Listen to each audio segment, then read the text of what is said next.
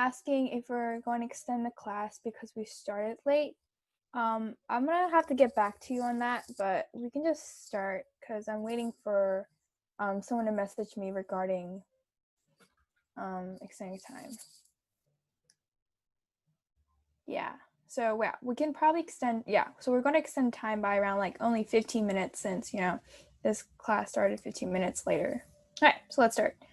Today we're going to be going on or continuing period 7, and this is a very fun period because I think everyone knows a lot about World War I, everyone knows a lot about the Great Depression, but there are other factors, that I guess most middle schools don't really teach, and that what I didn't really learn in middle school. So first, let's start, we're going to continue off, what we learned about how America grew its influence and expanded its territory overseas. So we're going to first off with their open door policy or open door into China. We ended last class with talking about how America, got access to the Philippines and Guam, and this was incredibly important because this enabled American ships to reach Chinese markets, an area or markets where they really, really wanted to reach for a long time. So Philippines and Guam were really important. They created something called the open door policy in China, and it was a diplomatic policy meant to protect America's commercial interest. And you're probably wondering, why? Well, John Hay believed that, there are many European countries already, accessing Chinese markets, and they believed that European interest would negatively impact the United States. They would try to do something to prevent the United States from getting certain trade routes or getting certain materials. So John Hay dispatched diplomatic notes to every European country and also Japan to asking each other to respect each other's spheres of influence and just have, a compromise, making sure that everyone else gets the materials they needed and there's no conflict or violence involved. We also have an expansion towards Latin America. We've already talked about the Monroe Doctrine, in which, James Monroe said that it was the United States' job to prevent European intervention in Latin America. So the Panama Canal, or the construction of the Panama Canal, is basically an extension of that. So TR, which is short for Teddy Roosevelt or Theodore Roosevelt, wanted a canal to reduce the voyage time from San Francisco to the East Coast. So the Colombian Senate rejected TR's proposal because they did not want American intervention. But what was very interesting during that time is Panama, Panama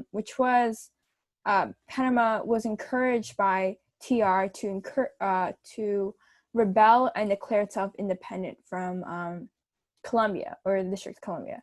So Roosevelt, not district, like this, the country of Colombia. So Roosevelt supported Panama's rebellion, and he declared Panama as independent. So the United States now viewed Panama as an independent country.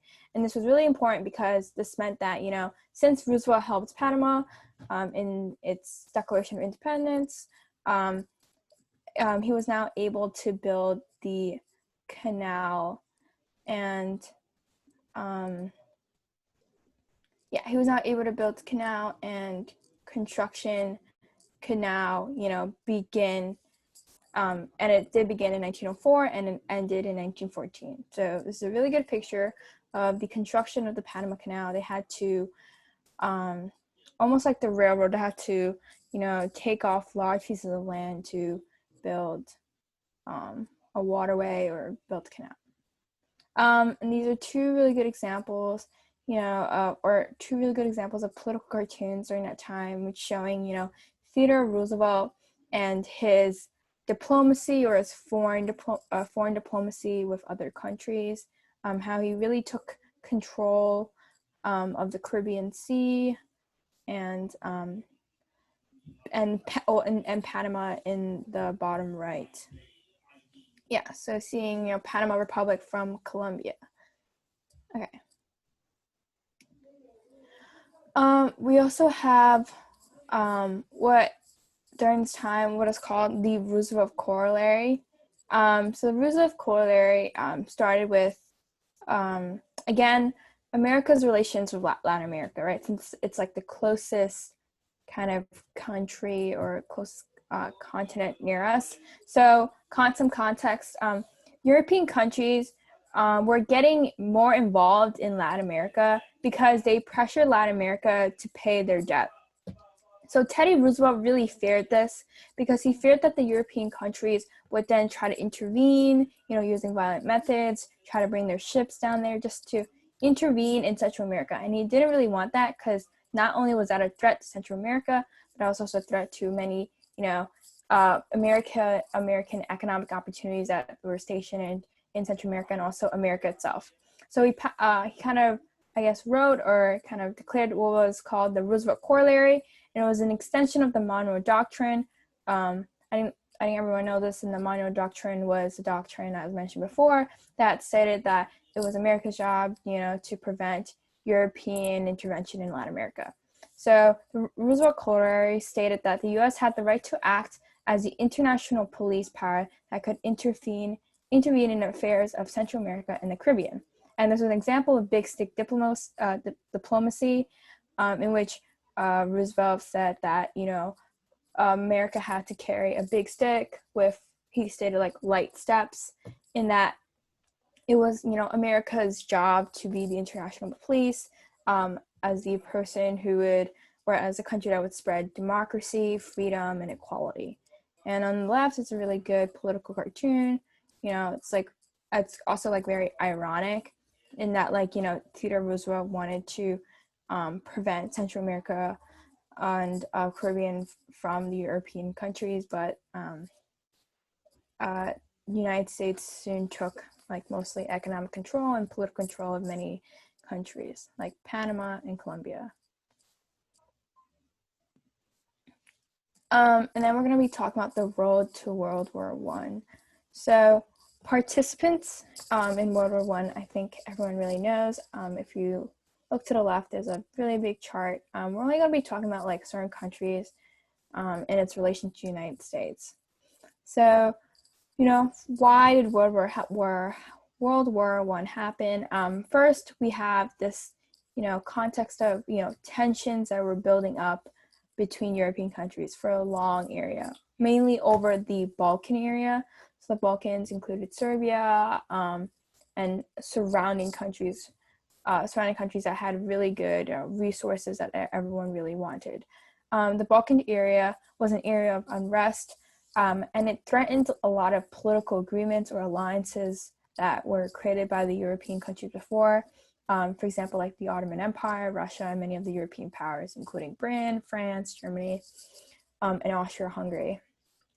The assassination of Archduke Ferdinand, the heir to the Austro-Hungarian Empire, on June 28, 1914, was really the catalyst for World War I, because this allowed Austria-Hungary, who already didn't really like the Serbia or didn't really like the Serbian government, to blame Serbia for the attack.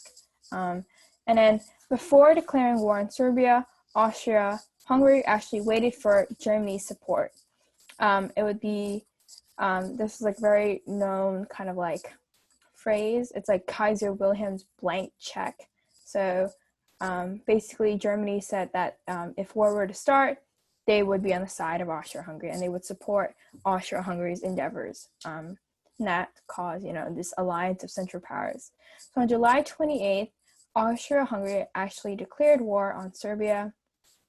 And, we're not going to go into depth on like how other European countries got involved, but if you see on the left, we'll see, the main people in the Central Powers: Austria-Hungary, German Empire, the Ottoman Empire, the Allied powers. We have mainly Britain, Italy, Greece, France, Japan, and other countries as well, even many Latin American countries. Right. So here's just kind of this map, if you can see like all the countries that were allied versus the Central Powers. So at the outbreak of the war, so between 1914 to 1917, The United States decided to remain neutral because Woodrow Wilson said, we shouldn't intervene, and it wasn't right for the United States to intervene, and will be just brought up into a mess with like numerous casualties. But he did say that the United States could legally trade with all countries involved in World War I. So that's what we did. So that's what we did. The United States sold ammunition with multiple countries, mainly the Allied countries, mainly because, Britain, because they were much closer to the United States, and it's easier to ship them goods. And, during this time, around August 1914 to 1917, many Americans actually did support neutrality. They did not want to go into a war. And then on the left, it's like a political cartoon. It's like showing the irony of the idea of like spreading peace, but also selling ammunition. So I want to ask, so China was an Allied power? Yeah, it was. You can obviously research more into that. So the question now we must ask is, what led to intervention, or what led to the United States intervening? So I listed these three main points that led the United States to intervene into World War I. First, the sinking of the Lusitania on May 7th, 1915, which is a British passenger ship, but many Americans were actually on the ship, and 128 people died. So many people were really angry about this. Second, we have what is called unrestricted submarine warfare. And basically it was like Germany making a pledge right before with the United States, saying that, it would not launch its attacks without warning, especially, a lot of ships that were being attacked were merchant ships holding like goods and stuff. So it would not attack without warning. But on January 31st, 1917, Germany announced that it would resume unrestricted submarine warfare. This broke the pledge, and it angered Woodrow Wilson and many Americans. The third one, which is like the final straw, is the Zimmermann telegram. So Germany sent a message to Mexico, a telegram to Mexico, trying to rekindle and trying to exacerbate, Mexico's hatred against the United States. Because of their past with, the annexation of Texas and the Mexican War, or the Mexico War. Britain intercepted it and told the United States, and this really angered Woodrow Wilson and angered many Americans because it was like another direct attack against the United States, and this basically fueled a lot of patriotism, nationalism for the United States to intervene into the war. On April 2nd, 1917, not long after the telegram, Woodrow Wilson declared war on Germany. On the left, is a very popular phrase that Woodrow Wilson used when he declared war on Germany. He said that we must keep the world safe for democracy, and it's this idea again of the United States policing the world and being the power that is able to spread equality, democracy, or peace. And there's obviously a poster asking for volunteers for the army. So these are two pictures. One on the left, the sinking of the Lusitania. One on the right, the telegram kind of like received.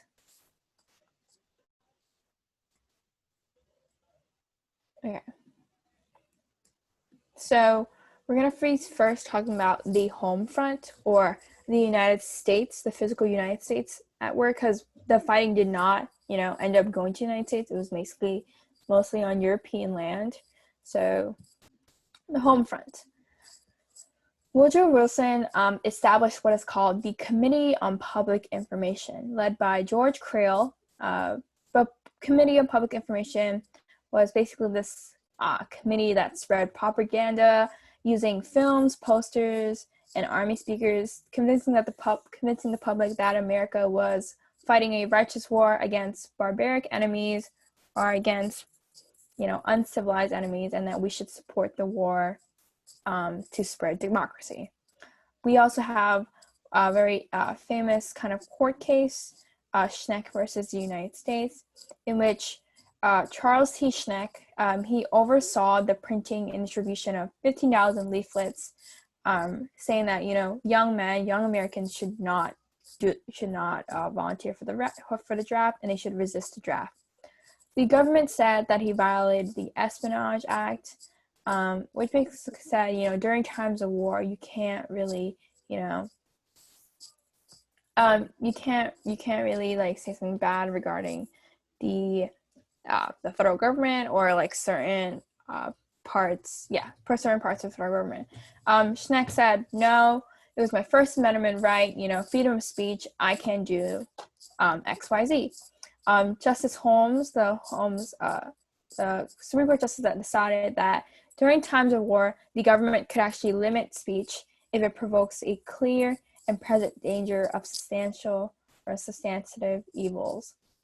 So this is a very important court case, as it, you know, was the precedent for many other future examples of limiting, you know, your rights or certain amendments in times of war and times of danger.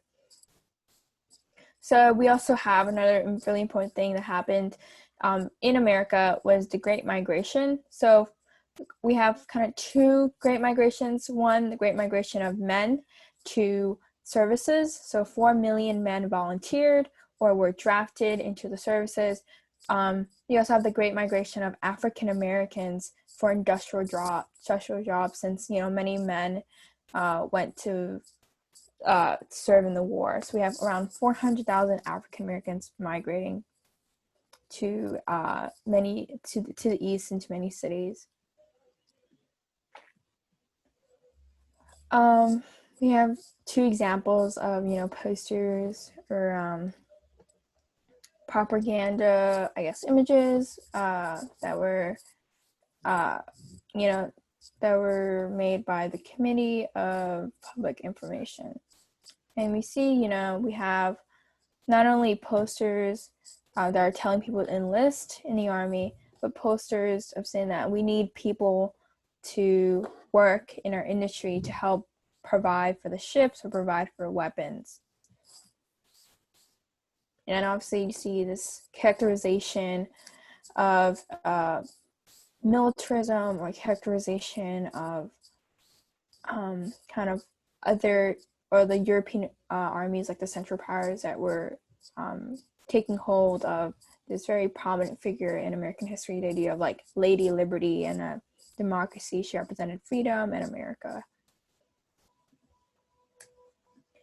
So we also have the, well, this slide talks about African Americans in World War I. So more than 350,000 African Americans served in World War I, but they were really given menial roles due to society's deep racial prejudices. So many didn't really take arm in combat and took roles like nursing or other stuff like that. The thing was, many African Americans that, you know, enlisted in the Army wanted to prove their right to equality by serving in their country. They wanted to prove to America that they too could do the same things the white man can, and that they should receive the same liberties and rights. Adding on to the idea of, you know, giving menial roles, they were also in segregated units and segregated camps. Many Black troops were actually shipped overseas to work to support the armies of many European countries. The one that is mostly famous is the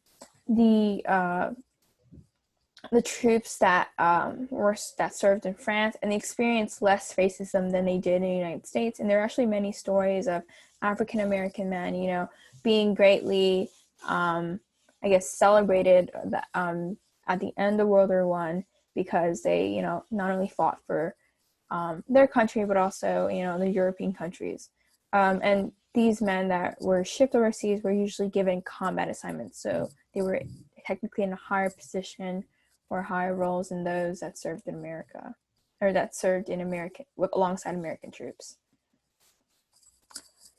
So the war, about the war, America actually entered the war rather late. So I guess if you want to do more research on, you know, significant battles that America really helped win, we can talk, you can do that, but I'm gonna give like a kind of like short outline of or timeline of America's involvement in war. So in 1917, before America entered actually European soil, the U.S. Army only had around 133,000 members.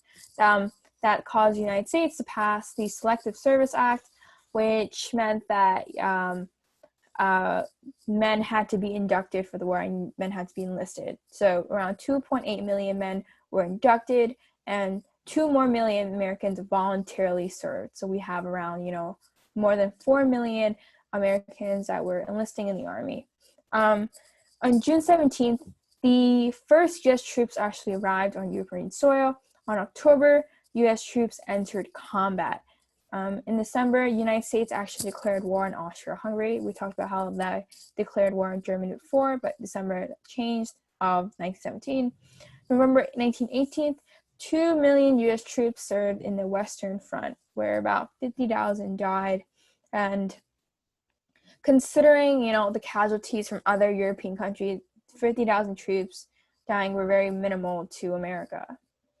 So we're going to go on to the idea of, you know, like after the war, the consequences of the war. It's the idea of triumph and disillusionment. So the most kind of like popular or like most well-known forces that were the, you know, key to stop German forces were the American Expeditionary Force, or the AEF, that were instrumental to actually stopping German forces from the West and making sure that they don't, you know, take more land. So after that, many of the countries, many European countries and American countries met in Versailles, and they talked about like what would happen, like since the war ended, you know, and Germany and the Central Powers lost. They talked about what would happen and like what reparations that like certain countries needed to pay. So on January 18, 1919, Woodrow Wilson went and he led the American delegation. So he just represented America. Wilson brought his idea of, or his 14 points. If you see it on the left, you can read them. I can give you time to read them. And it was basically 14 points or 14 things that he wanted to accomplish through the meeting at Versailles and the Treaty of Paris. So we have open diplomacy, freedom of the seas, removal of economic barriers, and so on. The most important thing he wanted an emphasis on, or he wanted to create, was the Association of Nations, so the last point. So this became very known as the League of Nations, and it's kind of the predecessor to what we have today, which is the United Nations.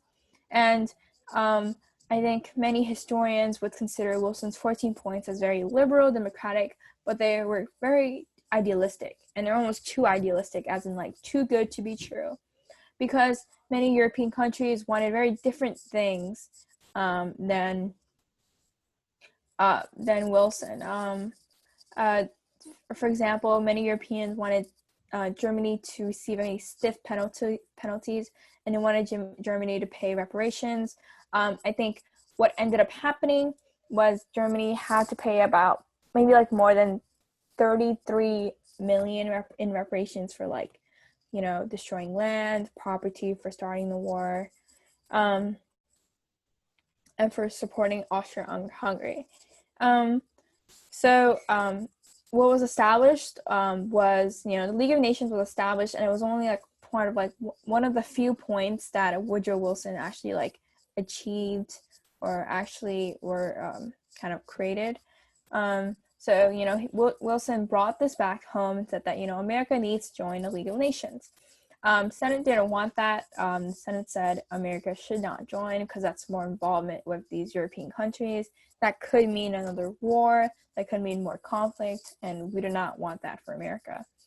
So that is the reason why, you know, America never joined. And many historians will say that because America never joined, and because there's not actually like enforcement of, you know, many rules or creation of many like really substantial kind guidelines or rules. That's the reason why the League of Nations failed. Yeah, so that's what really happened after the war and the decisions of after World War I. So we're also going to talk about in period 7 this idea of the new era lasting from 1919 and 1929. The new era right after World War I was this era of like prosperity and American prosperity and economic prosperity. But first, we're going to talk about what was called the Red Scare, or the beginnings of the Red Scare. So you might be wondering, what was the Red Scare? Basically, the Red Scare was this kind of internal fear in America of communism or any like liberal ideology. Right after World War I, was the establishment of like the Bolshevik Revolution that led Lenin to seize power in Russia, and he created a communist dictatorship, right? And obviously many people were really scared of that because, we just had a world war. And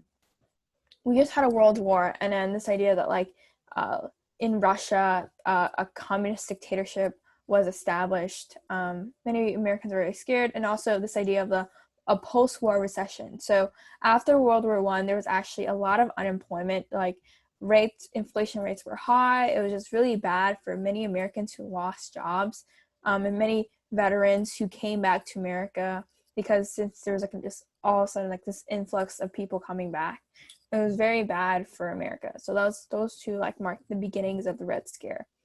We also have, because of this post-war recession, because of like unemployment and because of like these bad conditions, whether it's sanitary or work hours or the wages, 3,600 strikes actually started in America, as 4 million workers just walked out of their jobs and began striking.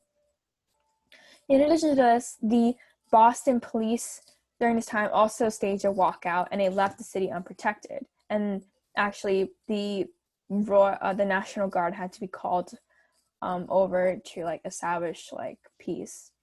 Many of American press said that the strikes were conspiracies against the government, crimes, and plots to establish communism and these very, very bad ideologies. And that kind of fueled this idea of like the Red Scare, and the idea that like communism might come to America and we might be in a dictatorship.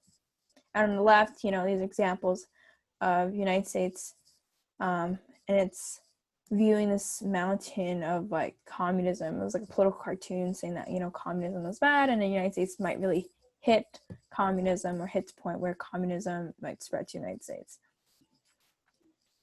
Continuing, there were also a lot of bombs that were set during this time. April 1919, postal offices found bombs delivered to businessmen and politicians. 8 months later, 8 bombs exploded in 8 cities. So there's a lot of fear, and a lot of people, or many Americans, attributed to the idea that there was growing communism, growing like sentiments that that the U.S. government wasn't doing their job and they were in conspiracies against the government. So this started what was called the Palmer Raids, where Attorney General Mitchell Palmer launched massive roundups of aliens and alleged communists. So he just arrested many people, and he didn't really know if they were communists or not. Obviously, you would have to, you'd have to do tests and other stuff. So he just did a lot of that. And on January 2nd, 1920, the Department of Justice began arresting more people, arresting around 500 to 5,000 suspects. So that's more people being arrested because of, just people were suspicious that they were communist.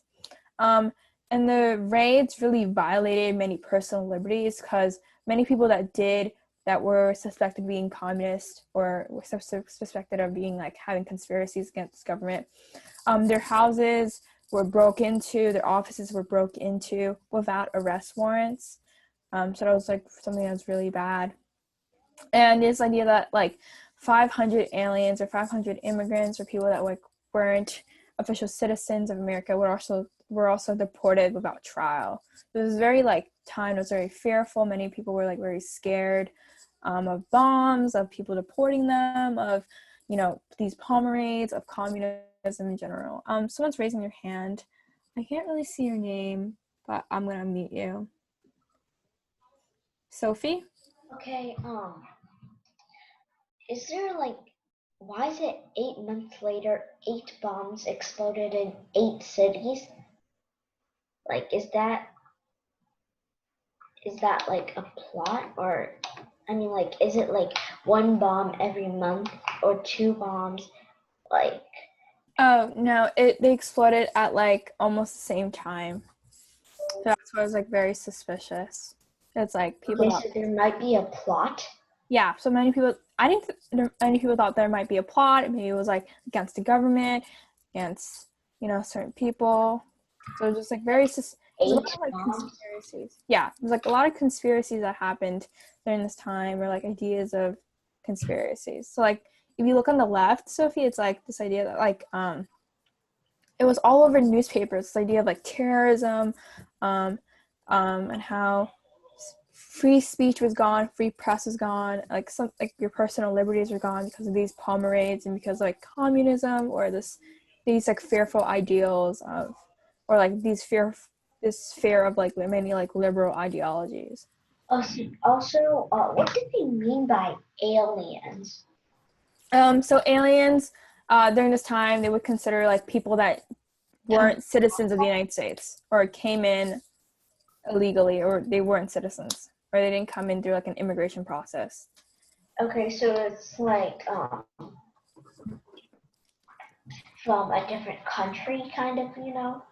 Yeah, many like within these pomerades, many immigrants that were actually deported, but there were also people that like didn't have legal documents, and they were also deported.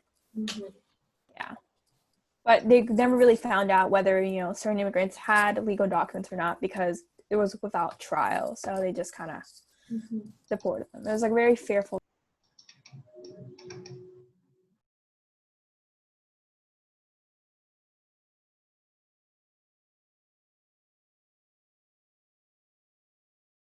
Because many Americans were like very scared during this time, um, in the 1920 presidential election, um, there were certain candidates that used this phrase, "a return to normalcy," as a really good a phrase that said that, you know, if we become president, we'll promise a return to normalcy. You know, these raids won't really happen. This idea of like fearfulness, you know, we will promise prosperity in America. So Warren Harding, using this phrase, kind of won the presidential election, and he kind of started this era of peace and prosperity.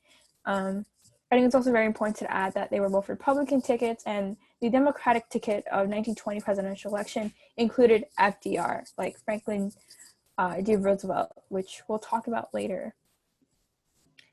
So, you know, the 1920 election, this idea of like promising an era of prosperity and just like economic prosperity and just like a social prosperity, brought upon like this kind of, or I wouldn't say led to, but brought upon like the kind of importance of the automobile, or like during this time there's a lot of I guess, yeah, a lot of people that look towards the automobile as like, oh, like it's very good technology. So the impact of the automobile, we have an impact on mass production. Someone mentioned the Model T. Yes, Ford. Yep. So we have, you know, the automobile, like Ford using assembly lines to create more and created more jobs.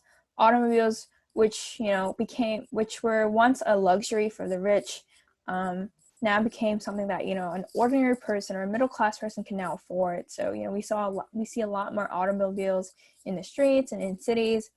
There's also this impact on daily life that automobiles had. The automobile became the symbol of a new industry. The automobiles, or the creation of the automobiles, also stimulated a lot of steel, rubber tires, and the gasoline industry. And also the impact on daily life that was, you know, very important was, you know, having more interconnected cities, and like people could be traveling in short amounts of time, so they could, you know, travel to one place or just travel the city for fun on the weekends and then like go back to work using their cars. And it was a very exciting time of like this new technology allowing you to travel in less, you know, in certain minutes or in certain hours. We also have this period of time, like, you know, many people consider 1920s this nickname of the Roaring Twenties. So we have, you know, three kind of very important things that were emphasized in this time. So one, this idea of like the radio. So there is time where 1920s, 1/3 of American households owned the radio, and this allowed them, you know, to get a lot of their entertainment, advertisements, or the news. There's a lot of things that is very important, just in general in daily life. We also have what's called like movie stars, or the rise of movie stars. So moviegoers started buying around 80 million tickets a week. Hollywood popularity just rise and sparked, and talkie films soon replaced the silent ones, like the silent black films. So now the black and white films can now have people speaking, and that was very exciting because that was like a new technology alongside with other things established during this time. We also have the rise of flappers, and flappers were, you know, this rebellious generation of young adults that challenged traditional values. Flappers were mainly women, and they really valued this independent spirit in women, and how this emphasis on how women wanted more freedom in their lives. So they began, you know, wearing short skirts, heavy makeup, close-cut bobbed hair, you know, things that, you know, very different from like traditional, I guess, views of women, or traditional things that women had to follow. Many also smoked cigarettes, sipped bootleg liquor, and danced Charleston. I think it's very important that you know that we talked about how like prohibition happened, and how, you know, liquor was still kind of illegal during this time. So this is this idea of like drinking bootleg liquor, and like something that's like illegal, very dangerous, very, you know, broke some certain stereotypes or certain I guess views of that people had of women. We also have a more emphasis. We also have this idea of like more education for women, and how like women began to follow new careers in medicine, laws, and science. And that's really important because, you know, it's like a new independence for women.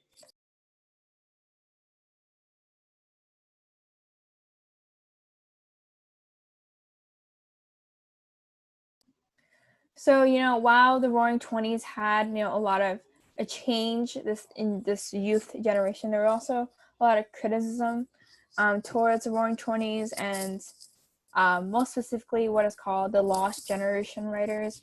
And the Lost Generation writers criticize, you know, America's mass consumption and culture.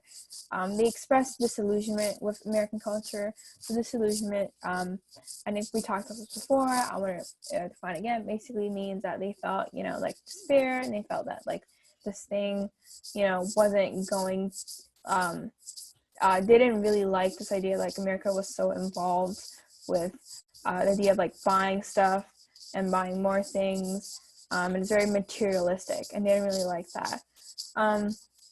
So we have two, you know, really prominent authors in this time. We have F. Scott Fitzgerald,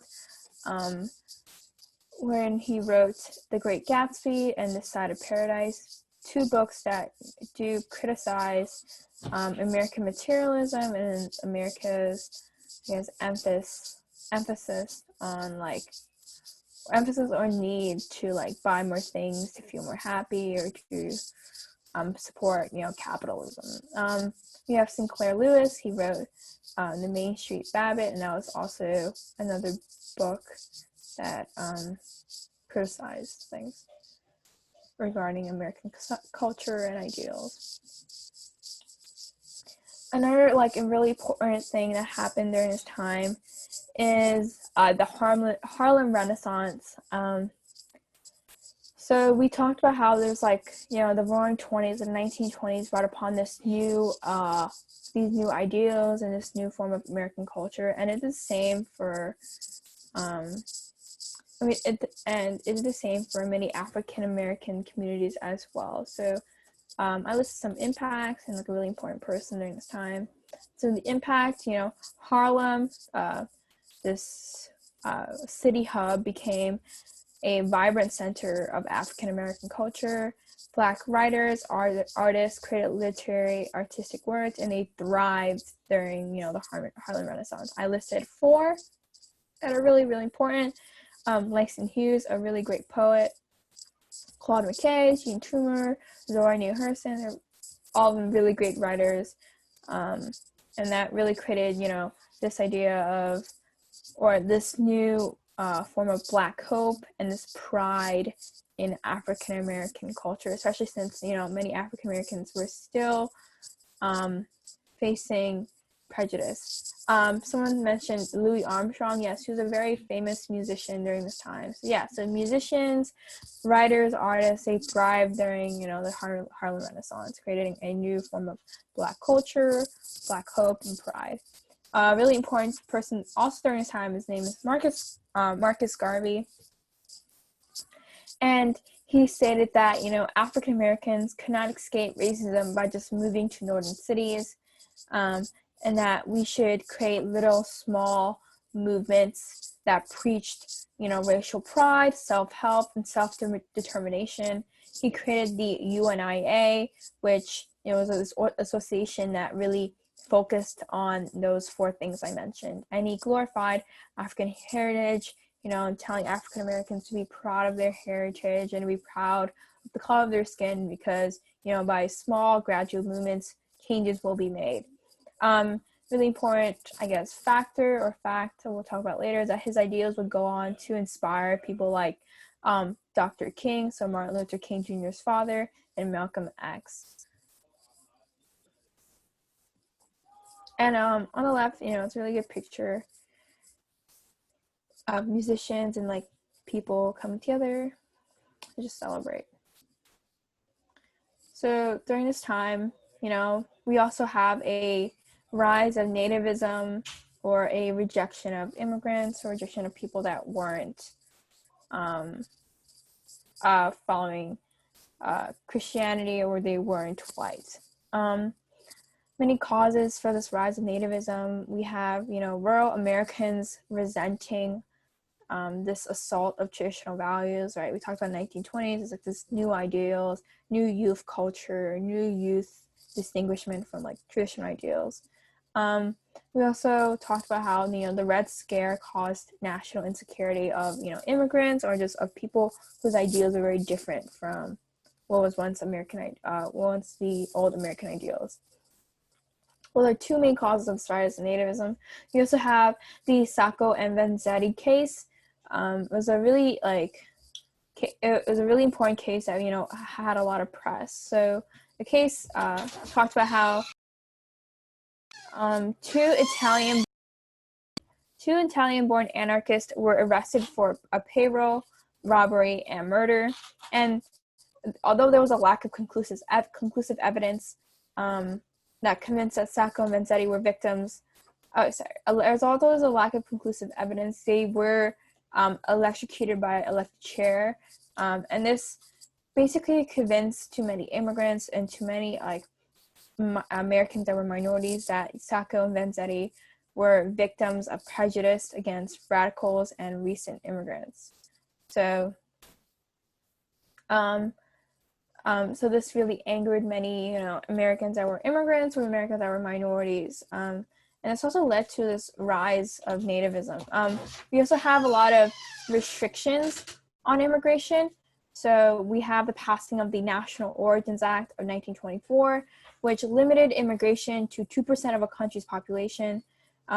This also led to the rise of the KKK, right? We mentioned how before, during Reconstruction era, the rise of the KKK would led to a lot of hostility towards many African Americans. So during this time, the KKK focused on other groups as well, like hostility towards Catholics, Jews, immigrants, and African Americans. And by mid-20s, 4 million people were already in the KKK, and they were practicing in public, right? So what is very different from the KKK during this time in Reconstruction was that was that during this time, the KKK held like public marches, and they held public, like they organized in public. And this is very different because, you know, obviously these groups of people who were very racist were organizing public, and people really like had a lot of people like really feared, I guess, the KKK. The decline of KKK would probably follow up after the National Origins Act of 1924 because it settled their main issue, which is, you know, limiting immigration. Then we're going to go and talk about the Great Depression and the New Deal. So, you know, there are many causes of the Great Depression. One, we have the stock market crash, right? Wall Street bubble burst on October 24th, 1929, causing the stock market crash and severe blow to banks and investors. We also have overproduction and overconsumption. In 1929, American factories nearly produced half the world's industrial goods, but this doesn't mean that, you know, wealth was evenly distributed. We have a very small upper class and a majority of people that were still living in poverty, that were still in debt, or that were in middle class. The richest 5% of population earned 1/3 of all personal income by the time of the crash. This meant that around 80% of families had no savings whatsoever. And this was really bad because this meant that if you have no savings, you would have to sell your personal goods. This is what a lot of families did. We also have, you know, the farmers, and we talked about this before, like this idea that like farmers were in debt and that there was a surplus of agriculture, which meant that they were, you know, harvesting too many crops, and this drove their prices down. The bank also foreclosed around like 20,000 farms a month in 1933.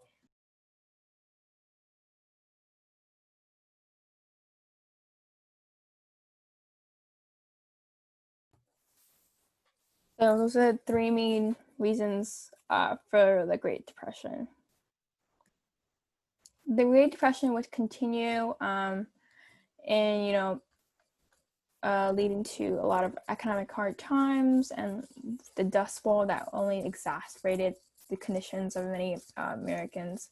So we have, you know, the economic hard times seen on July 1932, where the Dow Jones Industrial Average plummeted an all-time low at 58, investors losing around $74 billion, 86,000 businesses closing, 9,000 banks declaring bankruptcy, and unemployment rising heavily, leading to poverty.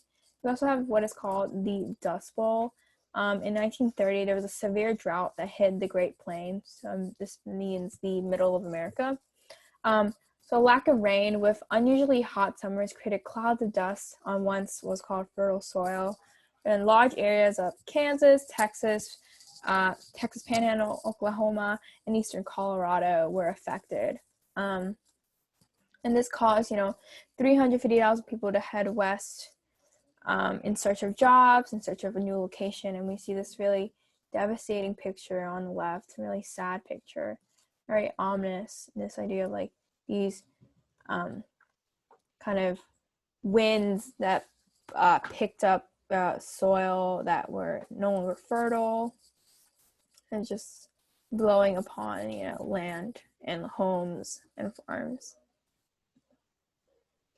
These are two very famous photos taken by Dorothy Lang, showing, migrant workers or migrant farmers that had to move because of the Great Depression, because of the Dust Bowl.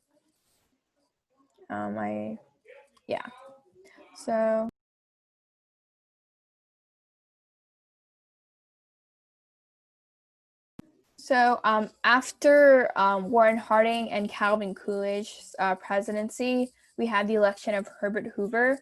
So Herbert Hoover, was elected president in one of I would consider the prime time of the Great Depression. So things were really going bad for America.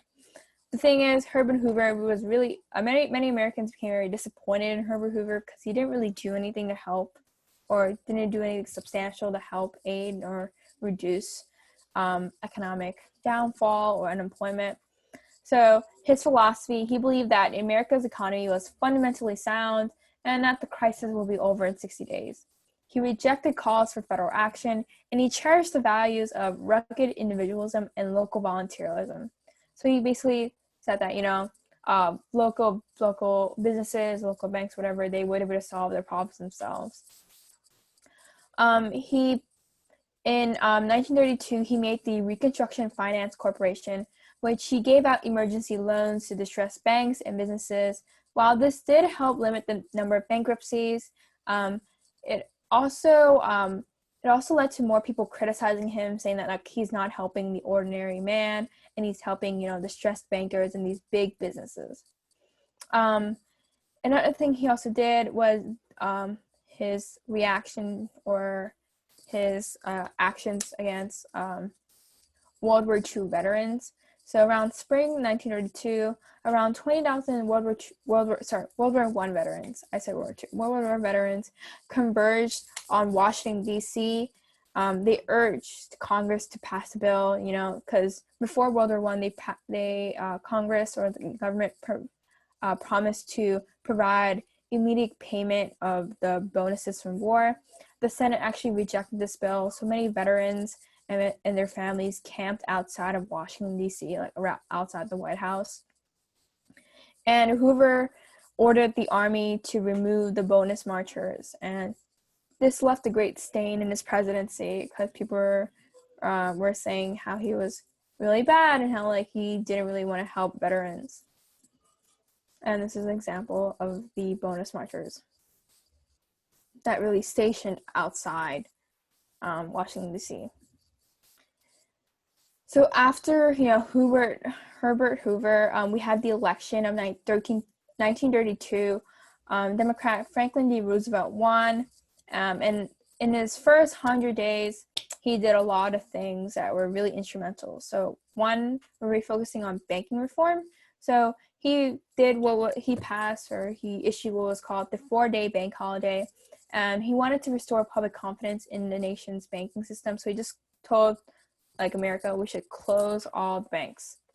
And, and then because of this closing of the banks, he was able to provide many banks with loans and then more supervision. So he passed what was the Emergency Banking Relief Act. So he reopened the nation's largest banks first, while weaker banks received the loans. He was also very, very, well known for his fireside chats over radio, and this, restored public confidence in Americans, so they were able to deposit money in the bank. On the left is an image of his fireside chat. He also made what was called the Federal Deposit Insurance Corporation, or the FDIC, which insured banking deposits up to $2,500. And this, expanded the federal government's, responsibilities to protecting deposits, making sure that another, panic or depression doesn't really happen. He also did a lot of things to help others fields other than banking. He really also focused on agriculture. The Agriculture Adjustments Act increased farm income by paying farmers to leave acres unplanted. And this stopped overproduction, and they stopped this deflation of prices. He also passed the National Recovery Act, which was part of the NRIA, and encouraged nation businesses to drop codes defining minimum wage, prices, and worker hours. He also kind of established the Tennessee Valley Authority, in which he helped authorize the construction of systems of dams, hydroelectric plants to provide inexpensive electricity, flood control for residents of the impoverished valley in Tennessee. So he just did a lot of things to help, local communities and individuals in need. He also did a lot of recovery reform within his domestic program, the New Deal.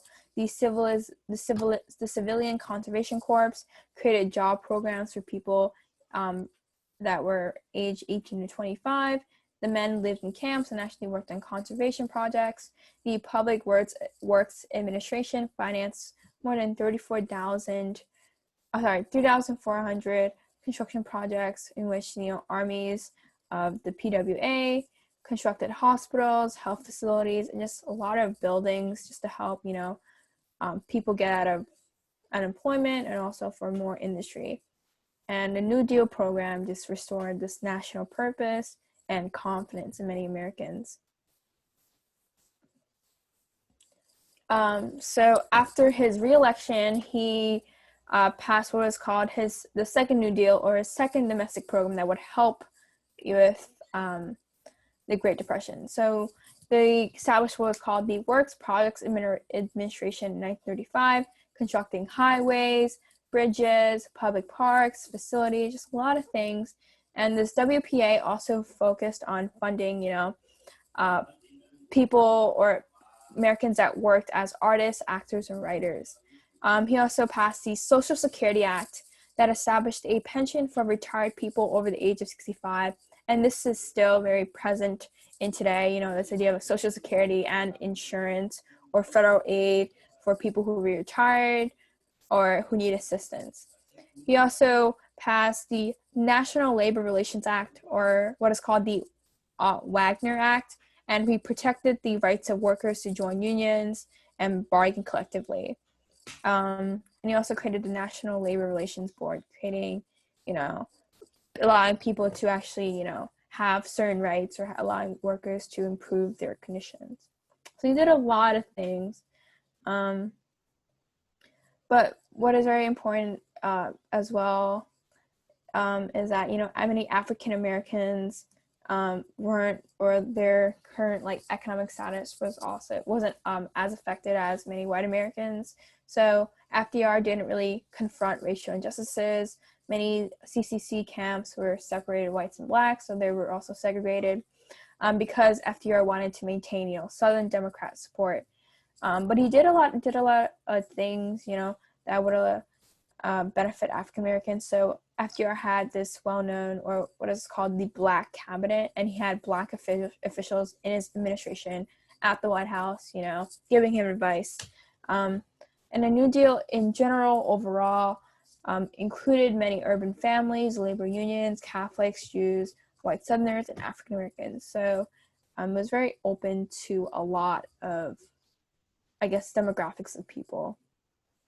That kind of ends today's class. I think it's something very important to know that, although FDR did a lot of these economic or this domestic program, what would ultimately kind of end the Great Depression would be, America's involvement in World War II. And we're going to be talking about that in next class.